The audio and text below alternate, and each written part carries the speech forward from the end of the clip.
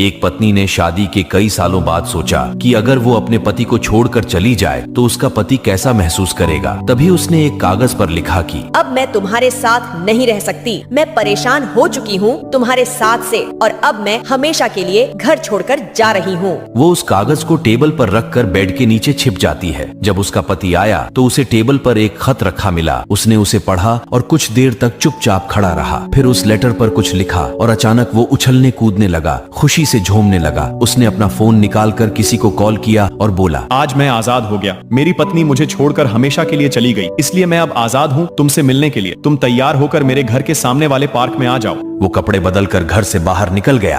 पति के जाने के बाद पत्नी बेड से बाहर निकली। उसकी आंखें आंसुओं से भरी हुई थीं। उसने लेटर को उठाया और उसको पढ़ा, जिस पर लिखा था, बेड के नीचे से पैर दिख रहे थे तुम्हारे, अब जल्दी से चाय बनाओ। मैं पास की दुकान से ब्रेड लेकर आता हूँ। जिंदगी चाहे जैसी हो, लेकिन खुश हूँ कि तुम